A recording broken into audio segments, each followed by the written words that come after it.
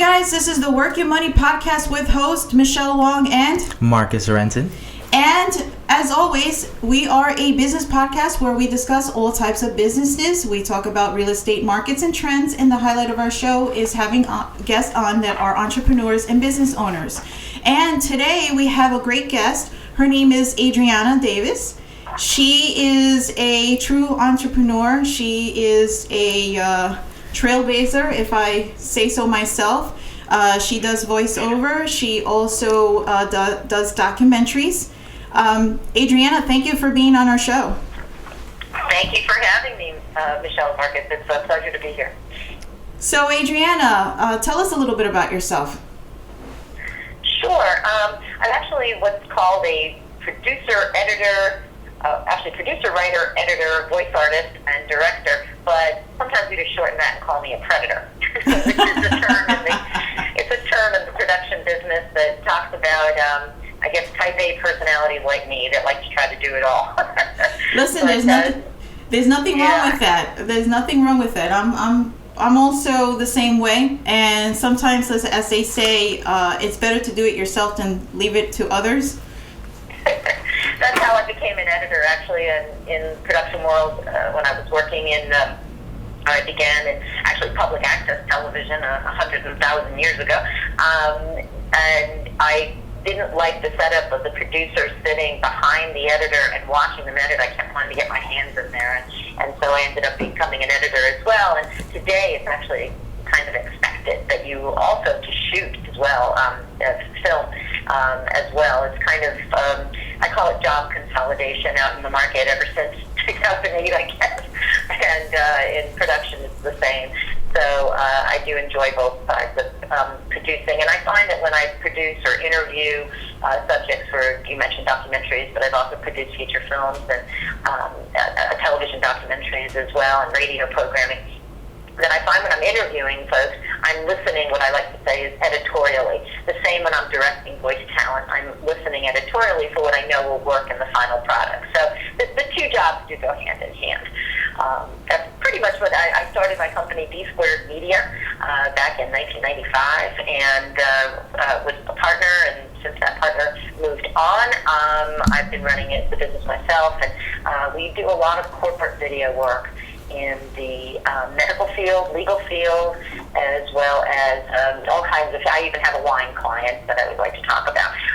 So we get into, sometimes being a producer means you know a little bit about a lot of different things, and hopefully you know a lot about production and how to get a story across to your audience.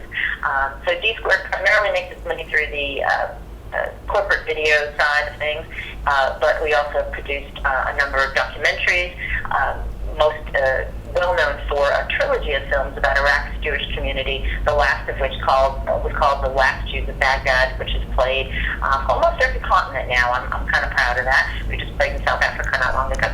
And, wow. Congratulations. It continues to be out there. In addition, we produced a feature film, kind of a rom-com chick flick, called Play It By Ear, starring Rita Moreno, the Grammy, Tony, Oscar, and Emmy winner, and a number of other up-and-coming stars, and we're still shopping that one around.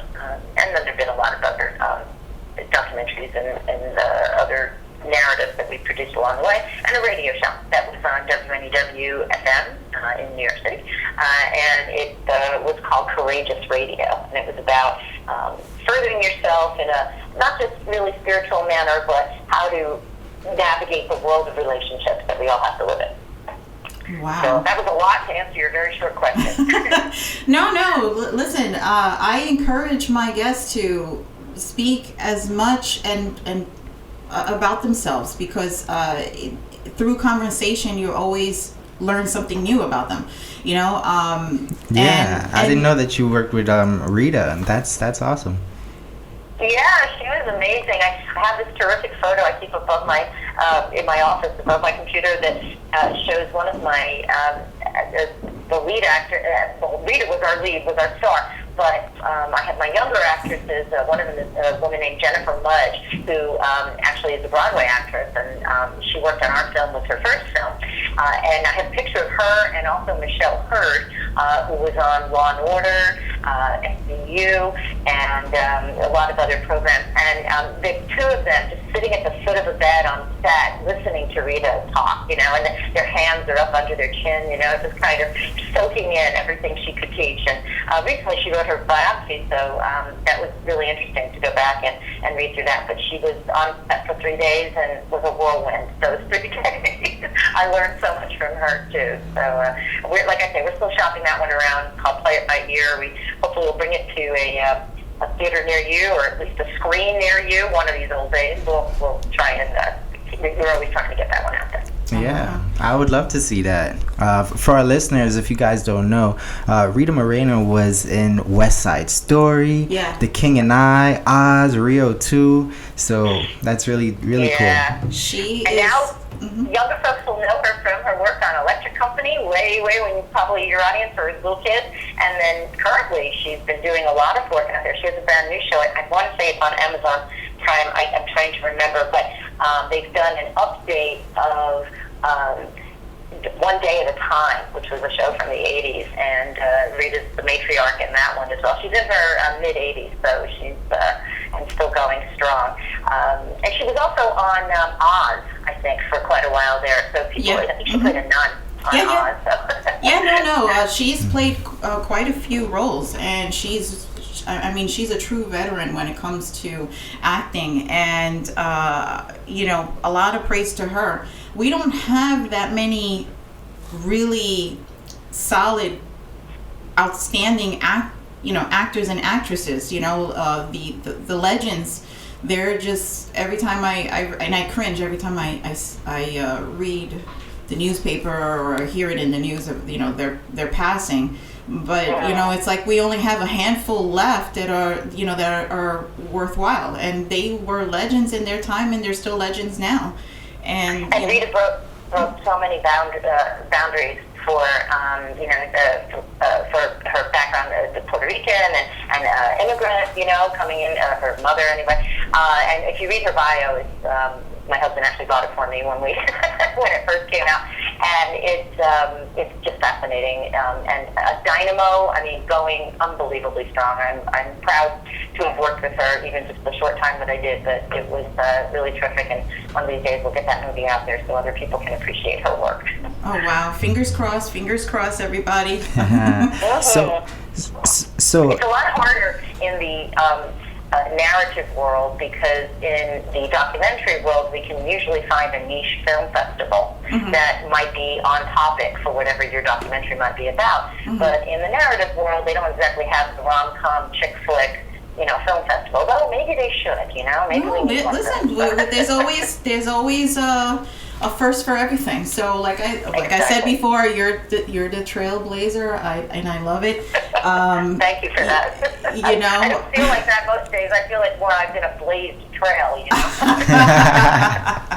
Listen, I feel you on that one. I have my moments that I ask myself, and I'll go to Marcus and I'll go to Willie, and I said, oh my God, like what the hell did I get myself into? And then I have to remind myself why.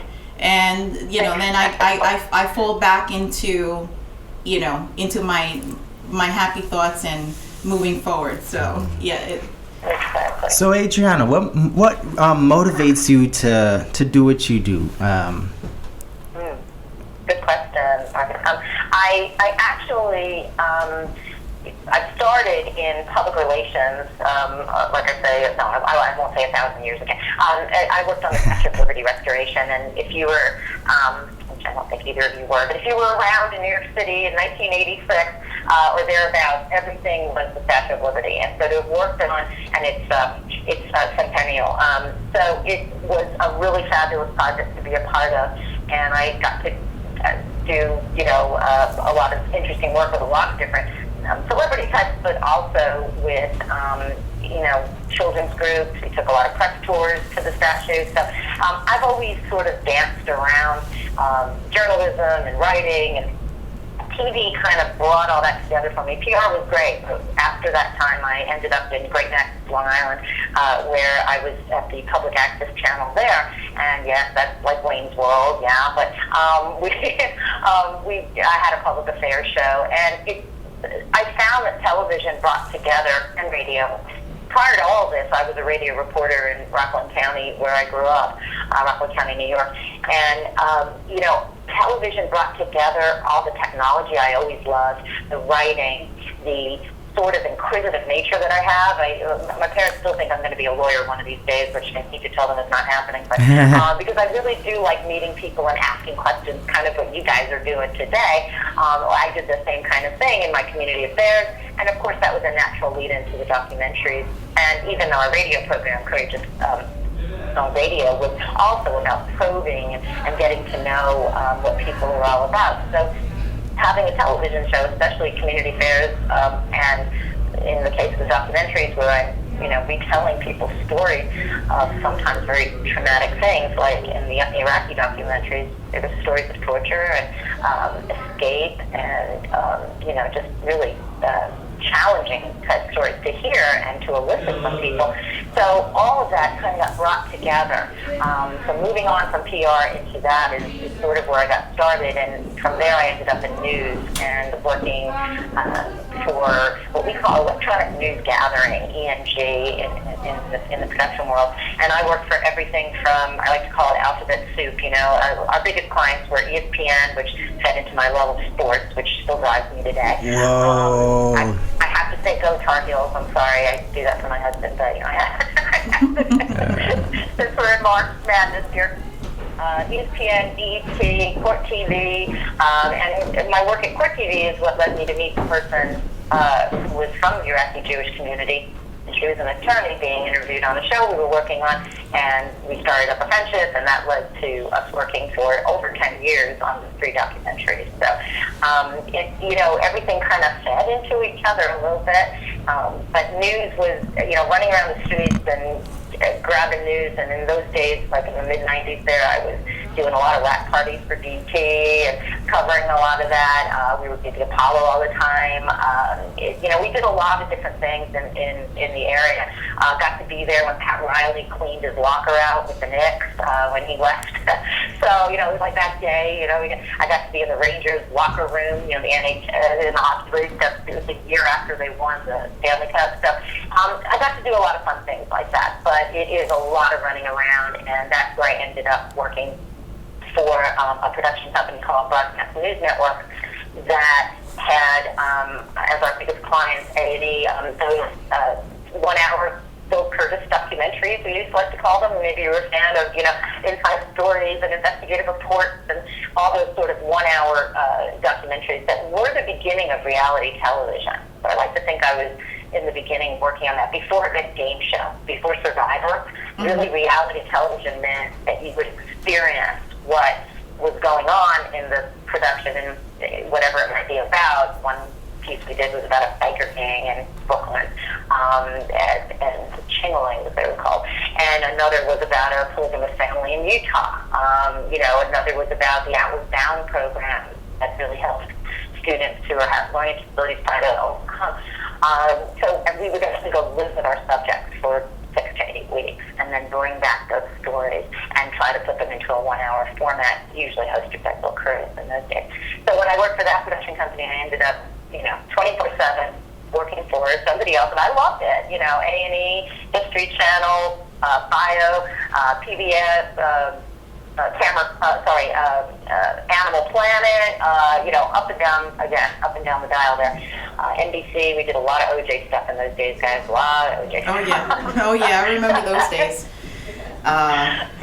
Everybody was glued to the TV because it was, everybody wanted to know what was the what would be the outcome of that trial, and people it was so divided, and ironically enough, even now with all the controversies and everything else that are going on politically, we're in the same dilemma where the country is divided with so many issues that are going on. But with this documentary, I enjoy documentaries, and the reason being is because you're getting the raw story, and you're getting it up close and personal, and it's not a scripted thing, because reality TV, I see that a lot of the times when you really go to the source of it, it's scripted, even when it's directional. Yeah, and it's cast too, by the way. Don't kid yourself, because I work with casting agents all the time for my voice work, and trust me, they're cast. Yeah. A lot of them. I'm not naming names, but no, but it's at least with documentaries, it's unpredictable of what can happen, because you're filming the person in their own environment, so you just let it run its course. Whatever transpires, and if you get it on footage, you get it on footage. As to reality TV now, everything is scripted. Even these ridiculous fights that they have on TV, they're scripted, and it's for rating purposes. Documentary is not for rating, it's more of being aware of what is going on, right, in that particular, if it's a culture thing, what's going on in that particular culture and the people around it, or if it's something that it hits very close to home in specific subject matters, if it's a domestic situation, or the soldiers are going out and being deployed, and you want to know what really goes on there. These are just real things, real emotions, and you can't replicate that with reality TV. And that's, for me, I enjoy watching documentaries because of that, because I agree with everything you said, Michelle, but they have progressed or changed. In the old days, a documentary meant, and I mean really old days, even before I was around, yes, there were dinosaurs walking the planet, but yes, it was before me. And they were about profiling, meaning, just sort of telling, documenting history. That's where the word comes from, right? Yes. But today, it's storytelling, and the most effective documentaries are the ones that tell a story. I won't say it's since Michael Moore, but he certainly made a change there, where something has to happen. It's not just telling you history. I happen to like even straight history. There's a wonderful program on BBC Radio, BBC World Service, that's called Witness, where they do 7 to 8 minute pieces about people who witnessed a certain event in history and hearing it from their point of view. And I think that's a wonderful hybrid between profiling something that could have been, 80 years ago, whatever, and then putting it in the context of a story. Because we as humans just love to be told stories. We just do. And documentaries figure that out along the way. There are rules in documentaries. The Maisel brothers always adhere to no voiceover, no graphic slates to take you from one part of the story to the next, no voiceover to take you from one. And that is a more challenging way. In that case, that's the true nature of verite filmmaking, verite documentary, where, as you said, Michelle, it happens in the field, or maybe it doesn't, and then you stay longer until it does. You keep finding what's going to happen, and that is why we say most documentaries are made in the edit room. You might capture it in the field, but when you sit down to edit, you realize that another story emerged. For instance, when we did the piece about the polygamous family in Utah, we found that by living with them for 6 to 8 weeks, we found all other stories besides the salacious story that everybody wanted to hear about, 10 lives or whatever. That wasn't really the story. The story was that the patriarch of the family was diagnosed with cancer while we were there, and how was the family dealing with that, and what was going to happen. His oldest daughter was getting married to somebody outside their particular sect. It was a sect of Mormonism.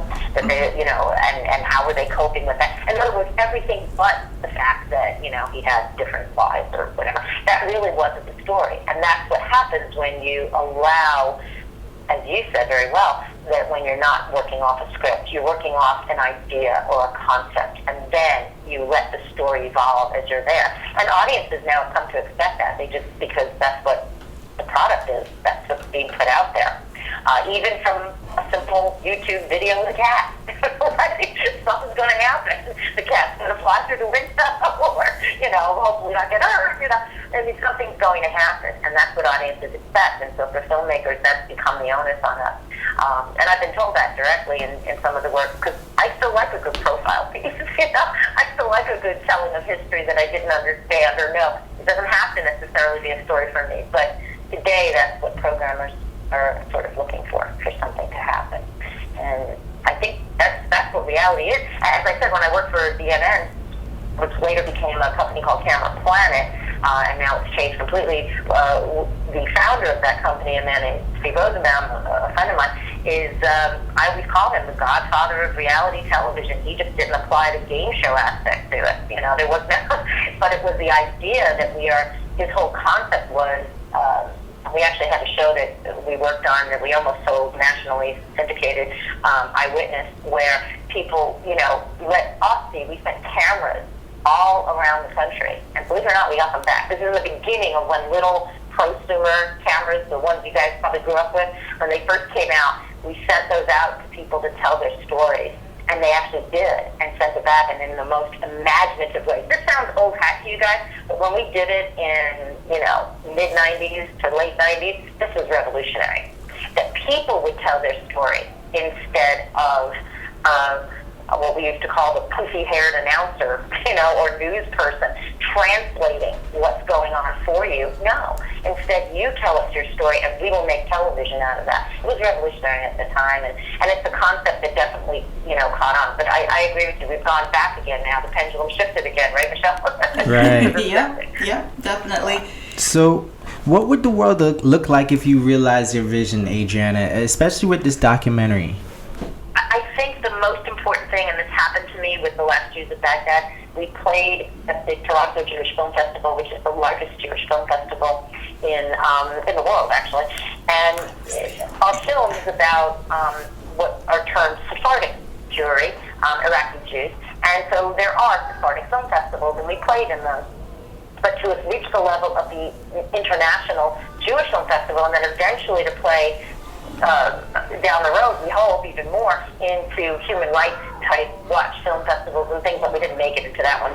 But ones that are, not have particularly a Jewish bent or Sephardic or whatever.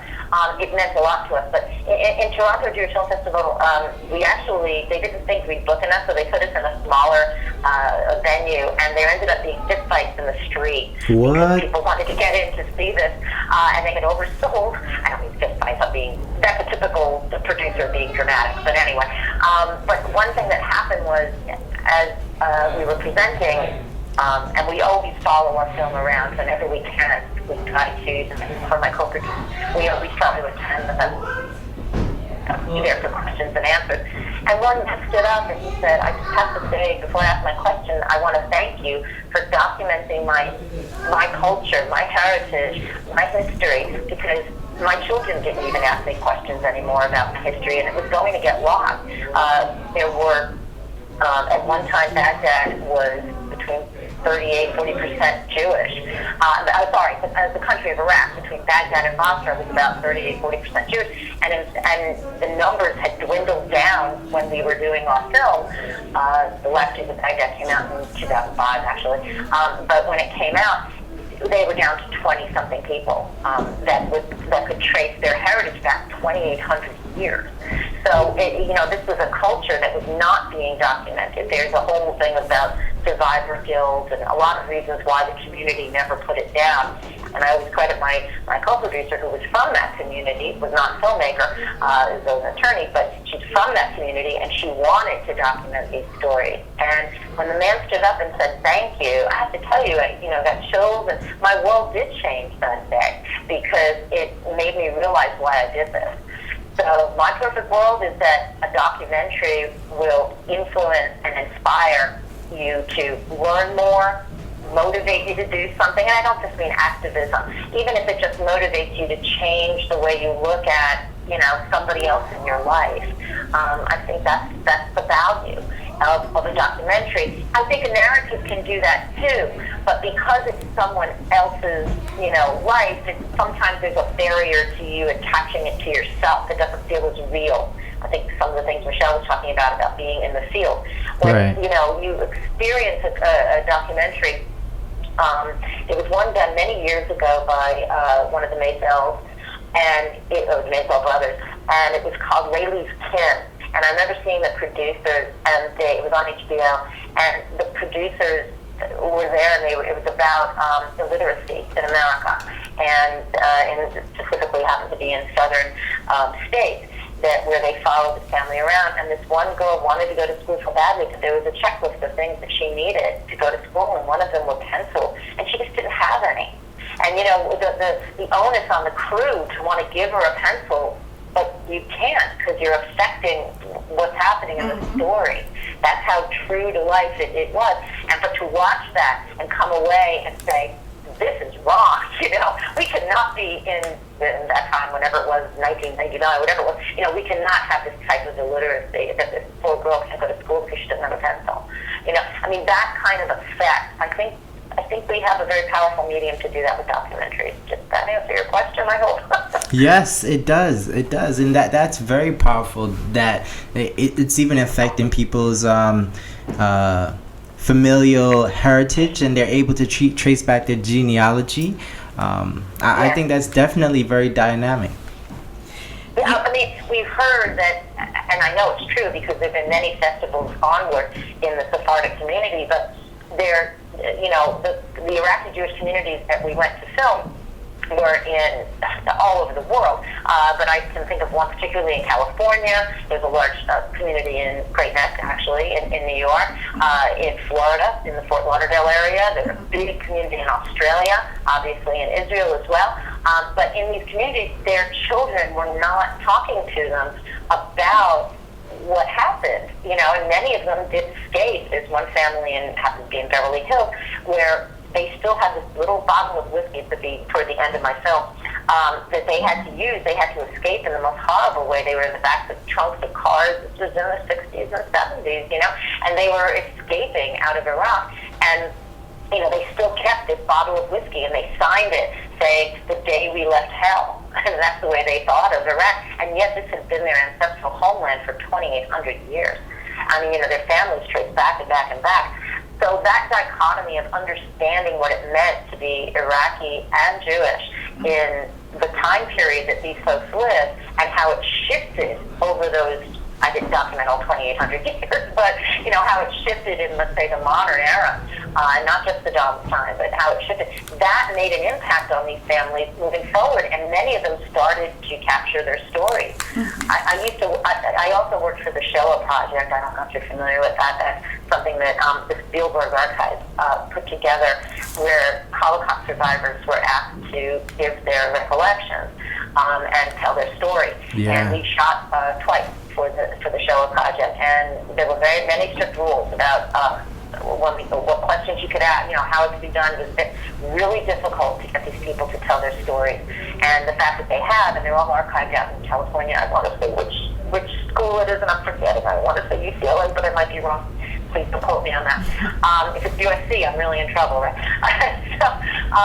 But the Spielberg Archives have documented that, and we felt so privileged to capture those stories. And when we shoot the person on camera, everybody, the family members would be standing behind us, listening to the stories of what happened to their loved one that they'd never heard before, or never heard in that way before in particular. They may have known the facts, but they never heard it that way. That's what I think a good documentary can do, to inspire. And we all have a story.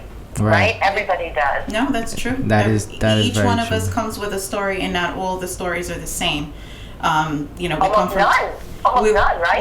we come from different exactly backgrounds, right. and it's an interesting thing that when I hear people's story, when I have these conversations, because I love meeting people, I love talking to them, and you start learning things about that person that you didn't know before.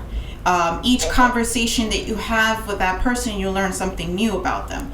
And and that's something that I love taking away whenever I meet people. I love meeting random people out. Sometimes by a small conversation, I find that something interesting about them. I learn something. And the other thing too is that it's a human connection.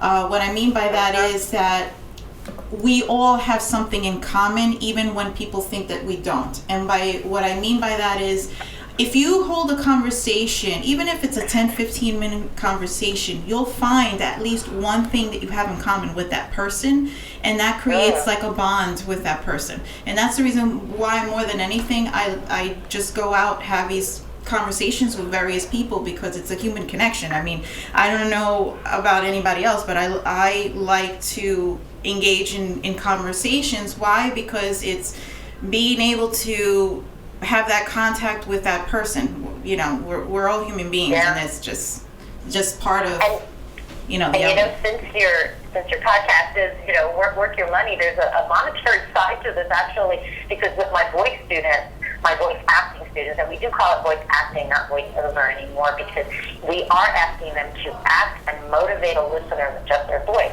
And what I'm getting to your point is that human connection is what we ask of them to do, whether you're selling a candy bar or trying to encourage people to get screened for colon cancer, or something frivolous like my wine company. Not frivolous, it's important to them. You know, the wine company, whatever it might be. We want them to create with their voice only. Okay, no eye contact, no touching, no facial expressions, right? Only with their voice do they make that connection. I think you'll agree that when you meet people in a different situation, and part of the way we teach voice acting is to say, you use different voices when you talk to different people. I'm using a different voice now. I'm on the radio and I'm speaking with you guys, you know, and it's a whole different sound than I would speak to. I just actually got off the phone with my niece before this. And, you know, we speak in a whole, you use different voices just like you use different points of view when you're communicating. And so when you speak to make a human connection with someone, in one setting, they may sound one way and tell you one part of the story. But as I learned in the Show Project, in a different setting, they told something else. Right. And they might have used a whole different voice, and they might have used a whole different, you know, approach. So what you're saying is that human connection is complex. It is very complex. It is very complex because not everybody has the same emotions. So if you're approaching someone on a given day, you might speak to someone that is feeling emotional. You'll speak to someone after that is angry, or another person that's happy. So you basically emulate whatever the tone is, and from there stems a natural back and forth conversation. Advertisers have cued into this. And so what we teach is, in the old days, and I'm talking in the 50s or something, you would have had pretty much the voiceover or the voice actor would have been a man. He probably would have been white, and he would have had a deep voice that probably had a slight British accent to it, right? Because he was telling you what soap powder to buy or whatever. He was telling you. As opposed to today, advertisers want to meet you where you live. We flip the tables on them. And instead, they realize that marketplace, at least in this country, especially in this country, is so fragmented and so diverse that they won't settle for that. We make our playlist, right? We don't watch TV when they put it on. We watch it when we want. We DVR, right? We set the tone. And that's what's translated into the voice world. And so I get a lot of our students tend to be second careerers. I've been coming up with a word for that. Retirees, but that's not the right word. People who are trying for something else at some later point in their life, and they think that voice over or voice acting is reading. And they figure, oh, well, I read. So I'll just go on and I'll read off a piece of paper and they'll pay me. And it doesn't work that way. Both in the corporate world as well, and especially not in the commercial world. They are looking for human connection. Just as these documentaries have progressed, so has our advertising. To the point where it is, I did a lot of advertising research with D-Squared. I haven't done it in a while, but we worked with a lot of big ad agencies and did what they call qualitative analysis. And we would spend, you guys might think of them as focus groups, but they've evolved way beyond that. We'd spend sometimes a whole week with somebody, go shopping with them, do what we used to call secret shoppers, where we go into a store and film people, undercover, so to speak, just to find out why you pick X instead of Y. It's a tremendous amount of money that gets spent on that. And that's what advertising, I was never a big fan of Mad Men. I felt it was a little stuck in that time period there, but that's kind of where it's progressed to, and it's an important difference, and something that relates completely back to what you were saying, Michelle, which is human connection. Even if you told someone, I think you'd agree, if you told someone in the 50s that they had to make a human connection beyond just spending their money, and this product's better than that product, so use that one, I mean, they would have told you were nuts, right? Now it's a whole psychology behind how we advertise and why we advertise and the way we do. Yeah, psychology is actually taking place in business because they're trying to decipher how the consumers are going to react to specific products, or if you're doing business in a specific area, how do you conduct that business? So there is a psychology, and people are actually studying psychology, and they're utilizing that in business, because there is a totally different, more complex situation out there now with that, and there's a lot of research that goes into it. I see that there's a lot of surveys. I get emails from various companies asking me to take a 5 or 10 minute survey, and they ask all these questions, and what they're trying to do is they're trying to see if a particular product, why am I into this particular product more than the other one? Why is that? Or which one do you prefer? And you know what? A lot of, and let's put it a step further. The other thing too is nowadays people will not go to a restaurant. They would not go and fly to a specific airline. They're not going to go to a hotel unless they go online or they go somewhere and they get that referral from someone. So if someone said, hey, I had a really good time at such and such place, or I really enjoyed this airline, the likelihood of them going is going to be 90% or above.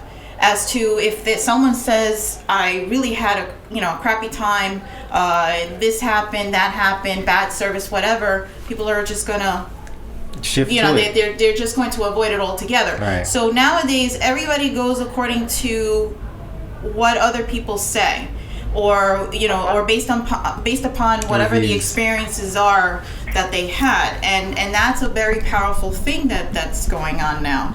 And it's not just did they reach me personally somehow? It's not with their advertising, that in some way on their website, or did they reach me directly? And that's where some of the labels have come off in terms of generational and demographics. Mm-hmm. Some of them have come off because when I did this study for Nokia, for Nokia, it was I don't want to exaggerate it, but I think it was at least 30 countries. And the research that we did, just what you were talking about, Michelle, but lucky me, got to film all of that. So what your answers would be, and we did spend a long time with people. We ended up putting together a piece. We did the whole New York, New Jersey, Connecticut, I guess, area, and got all these different respondents. I don't know how many hundreds and hundreds of hours of footage they went through that we pulled together. All this, not to even find out, you didn't even have to be in the survey if you had a Nokia phone. They just wanted to know your attitude about technology. And the most interesting part was, and we convinced them of this, that they at first were going to cut out seniors. And we said, well, why? Why are you doing that? My father's read Popular Science since, whatever, or, he has lots of cell phones and he has tons of computers in his house. They realize that these things don't necessarily cut along those demographic lines as much anymore, because exactly what you're saying, because online is, in a way, it's everybody, right? It really doesn't cater to just one person. My husband is always fond of saying his mother's 97 and she has a cell phone. Who the heck else is there to sell to? She's 97 and she's got a cell phone. So, who's your new community that, who's your new group that you're going to sell to, So I think that has translated into just about every aspect of what I do in production, certainly in the work I've done commercially with voice acting, and it translates to the business where I do a lot of teaching of voice acting these days, and people come to me and they say, do I have a good voice? Or, this, and I say every voice is good, because they want to reach every niche. They want to reach every type of person. And, so the voice doesn't matter. What matters is, can you make me feel something? And can you drive me? Can you drive me to do something with whatever you're putting out there, with just your voice?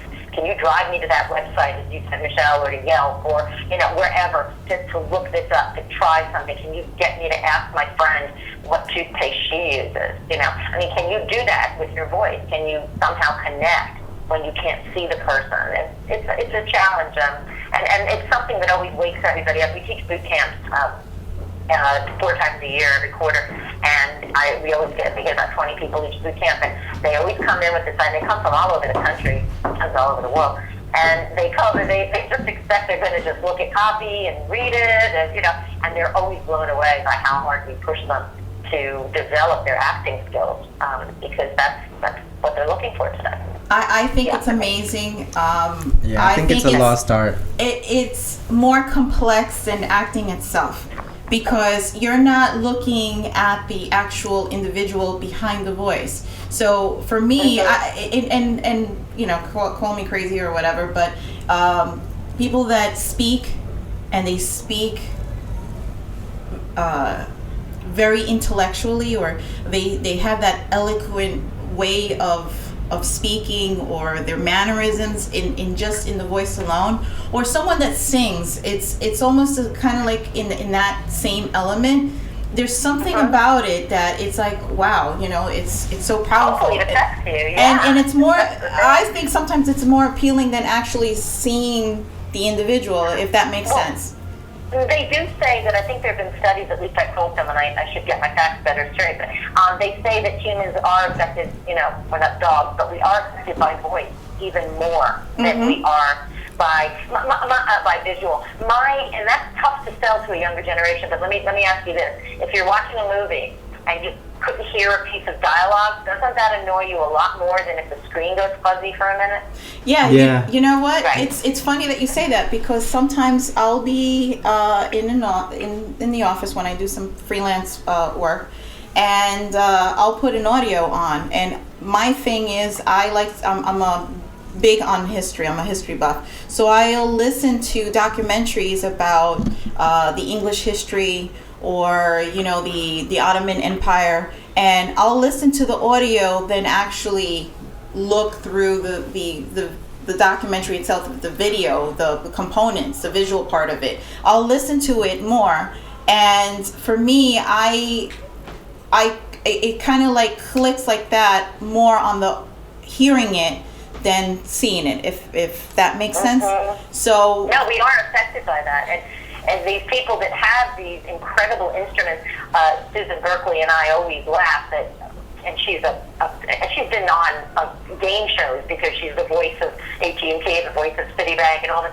She's a celebrity. And I said, does it ever happen to you that people come up to you in the street and say, "Oh, you have such a great voice"? She said, it never happens to me, and it never happens to me either, frankly. It's when I'm over a microphone in a studio, which everything that you're listening to has been done that way, right? Whenever you're through that something changes. The technology does something to my voice, and then that changes it. Plus, I don't really have a total regionality. I can talk like New York if I got it, but I don't usually do it. But usually it's that sense. But no one ever comes up to her, and yet at the same time, she's the sort. She said the other day she was in the cab and in Atlanta, and the cab driver said to her something like, "Oh, you do voice? Oh, okay. You must use a different voice then when you're." Oh, that's hilarious. Voice, and I'm laughing because here she gets paid millions of dollars to do the voice. Has she, have you or have her, Susan, ever had a situation where you're either calling or you're somewhere and you hear your own, your own?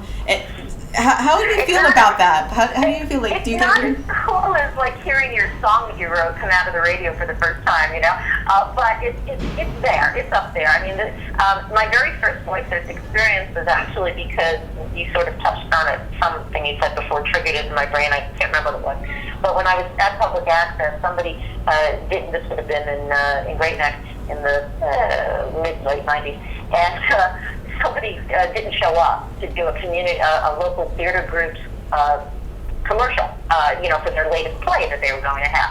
And somebody said, hey, why don't you do it? And I had done radio and things, but I was a narrator. I was exactly what you were talking about, that narrator sound, that sort of pre-programmed, almost artificial sound, And so this was a chance to do a little something different. And the script said something like, they were doing the Diary of Anne Frank, and it said, come see this emotional play where, and it was supposed to be 7 Jewish people living in a small attic, and I kept saying 7 small Jewish people living in an attic. I couldn't get it right. I just kept messing it up. But I became famous after that in the area because when I did finally get it right, it played out there, and then everybody wanted me to do their commercial. They wanted me to voice their local commercial. And then I did a phone system, and then that caught on, hello, you've reached, whatever.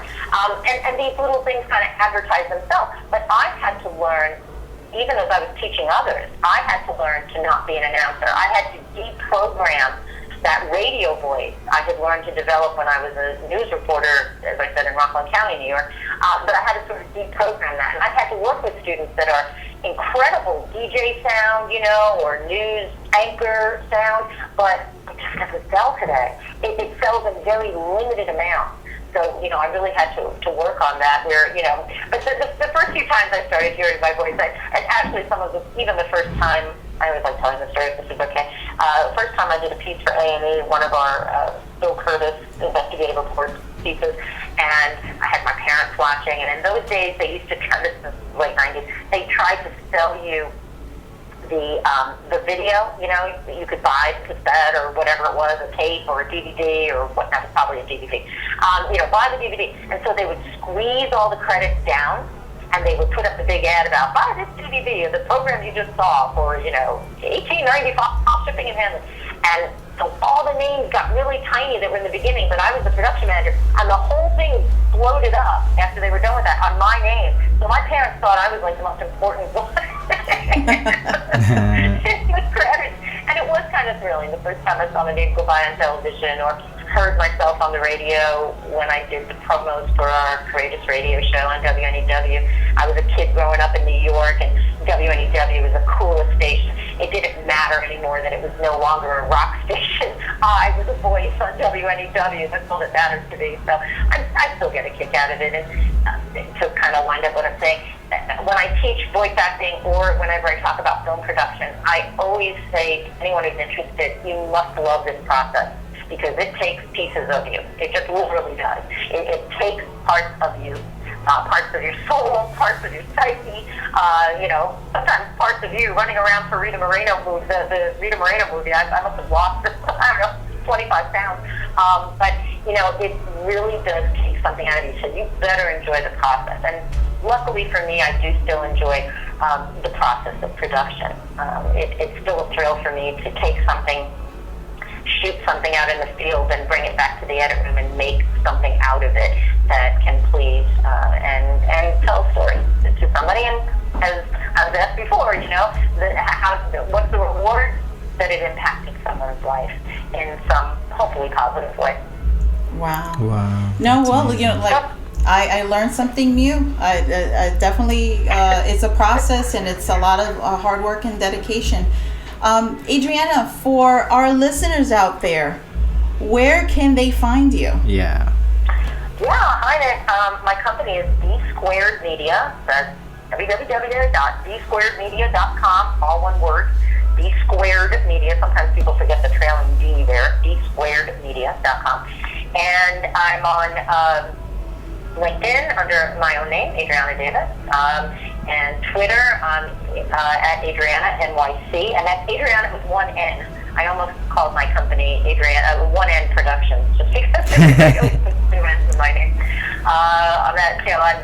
So Facebook is under the D Squared name, so under D Squared Media is on Facebook, and I'm kind of all over out there. And you'll find me on IMDb as well, Internet Movie Database, under if you want to read a little more about The Last Jews of Baghdad, and the Play It By Ear is also up there. Some of the other films, I'm not sure if they're all up there still, but the IMDb is an interesting thing. It's a great place to put stuff, but they monkey around with stuff all the time. So some of my other films aren't up there right now. But my website has most of the information, though, as I like to say, it's shoemakers' children have no shoes. It's a work in progress. What I can do for my clients, I can't always do as well as I should for myself.